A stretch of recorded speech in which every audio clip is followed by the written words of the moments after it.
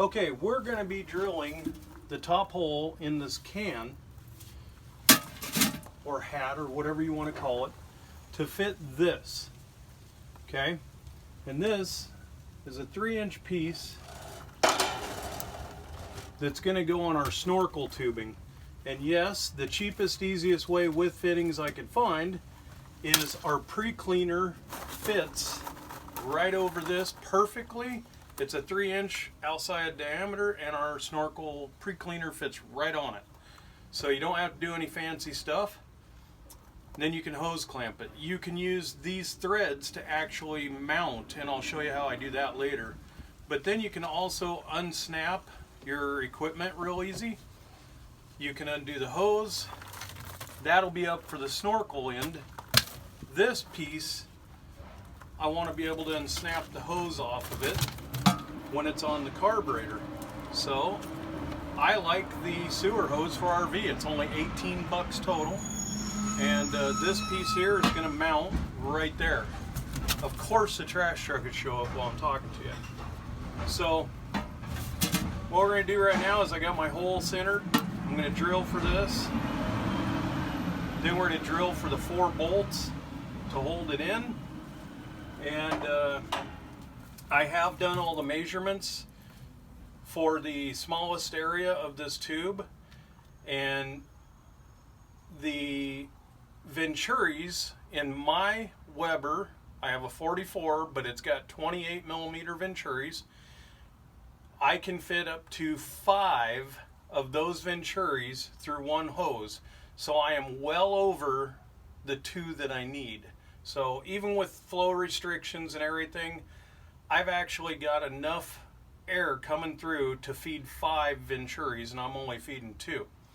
So let's get to drilling this. Got a 3-inch hole saw.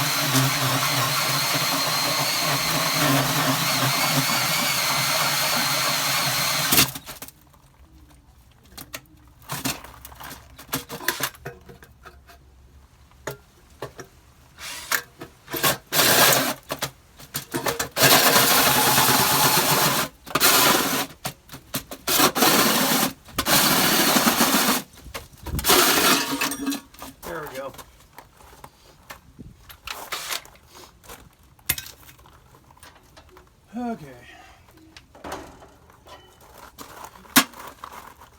I'll place that on real quick. I'm going to line it up with the hole that I just drilled. I'm going to line up my edge that I like to see the straight line. Mark it.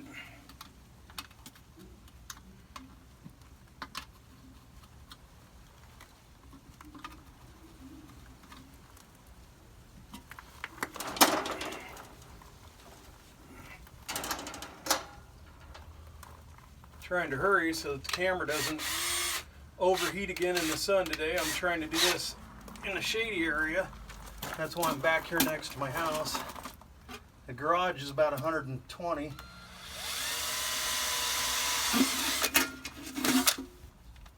So pre-drill your little hole.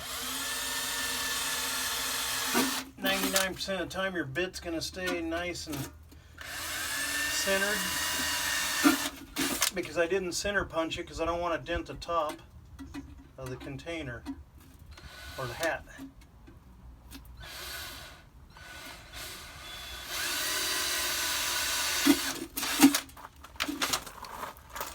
There's my pre-drill,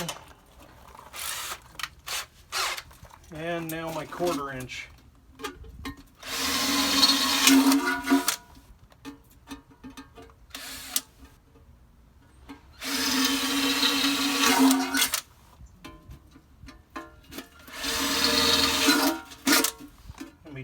metal shavings out of my shoes for a week. Like I said, I'm going to do this in a manner that people with the simplest tools, least amount of tools, can do it. So there we go. We can now put that on, put some silicone under it, RTV, whatever you want. I personally prefer the more expensive stuff called the right stuff. A little pricey, but it's great. And so what you're going to have is you can now put this on. You can attach or detach your hose anytime you want, and get 100% rubber seal. All right, so we are at the point where we're going to mount these. Now these are still going to be taken off. This is going to be painted. This is going to be sealed with the right stuff in place. But what we're going to do now is put these carriage bolts in and make them permanent. Okay? One of the ways you're going to have to do this, if you just put this bolt into the round hole, it's got a square end. Well, it's got a round end, but if you look, it's got a square that holds it like a wrench. And if you put it in, it's not going to fit. All right? And what's going to happen is you're going to crack your plastic. So, we're going to light a torch. I'm just going to grab the bolt just at the end. Get hold of our plate. We're going to heat the bolt for 10 seconds. 3, 4, 5, 6, 7, 8, 9, 10. Don't have to go any hotter than that. And that's just going to melt right down into there. Then you're going to give it a final push to get it to the bottom. Okay? And there it is. All down in there smooth. The bolt fits around this. We're just going to do that 4 times. Do it one more time so you can see. 1, 2, 3, 4, 5, 6, 7, 8, 9, 10. Put it in. Give it a push. Squeeze her on into place. Now this is doing 2 things. 1, it's locking that square in and melting it into shape. 2, it's actually getting plastic around the threads and literally sealing them in there permanently. And then what we're going to do after this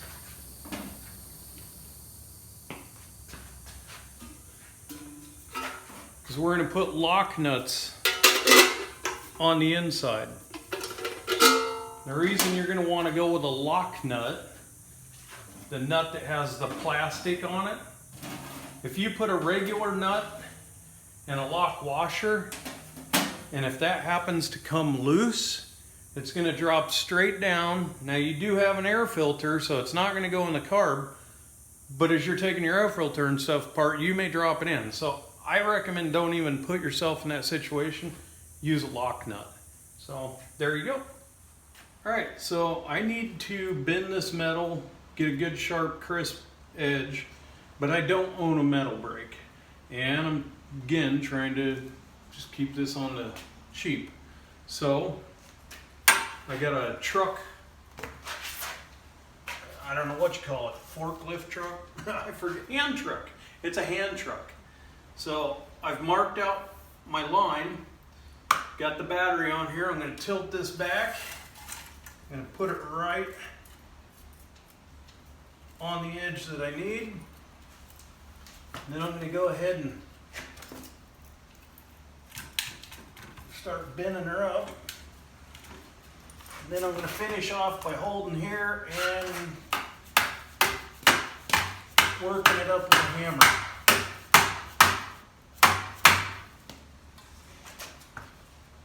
I'm not sure, it might have moved on me. Nope, it didn't.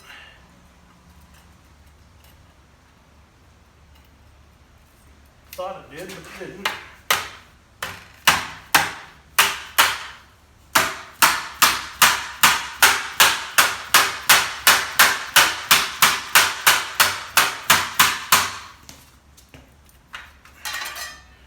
And there's a cheap way to get a metal brake if you need, you know, your basic metal brake. Okay, I do things very unorthodox or whatever. A lot of people are like, oh my God, and they don't agree, and I don't give a crap. So I don't have $1 million paint job. I wouldn't do this the high-end paint job, but this keeps it from getting hurt at all. I did the other side, didn't get a single scratch. I'm going to take my plate, and this is going to be where my snorkel sits. You'll see that in a little bit. But I want this to sit flat, and that means I've got to do an angled bend and wrap this around the bar. So, just going to put it up against the bar where I want it. Make sure it's flat. Put a towel on there to keep the bar from getting scratched. Dead blow hammer.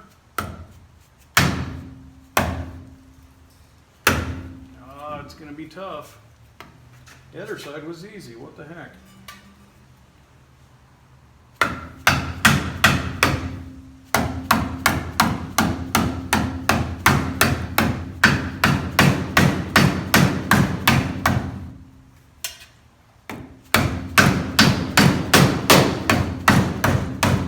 And so you start getting it bent over, and then you start like working your way around the back. Stop hitting it on the front. Work the way around the back.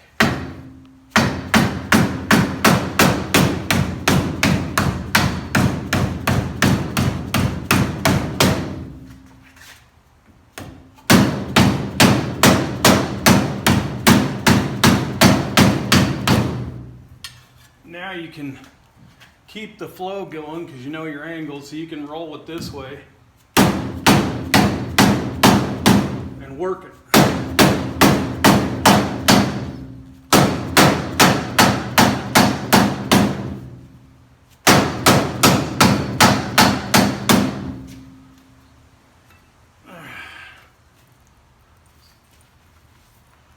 Not a problem. Now, got a piece that fits right on, goes exactly where I need it. Pretty much the right angle. I might have to just work it just a hair more in that corner, but if you don't have tools, you're gonna have to do what you can. Or you can take it to some shop, they'll charge you a fortune. And they probably won't understand what you want anyway. So I needed to make these rings with the threads on it to create nuts for my project. And I wanted to show you this. I thought it was really cool because of what we were talking about yesterday. So I took this big plumbing pipe and I just put it on my hole saw, and it happened to fit. And then I took my grinder and I sat right here and I turned on the grinder and I went like this, and I used my grinder and my eyeball and my freehand to grind while I spun it, and that way I would get a straight cut. And after I got the straight cut, I happened to notice there's 0. Let's go to millimeters, it's a little more accurate. So these I freehanded. This one is 17.76 millimeters. And this one is 18.04 millimeters, which is basically, actually it's 1798. So freehand with a drill and a grinder, and I literally got these things within two human hairs, I think it is. That's pretty impressive. Okay, see you later.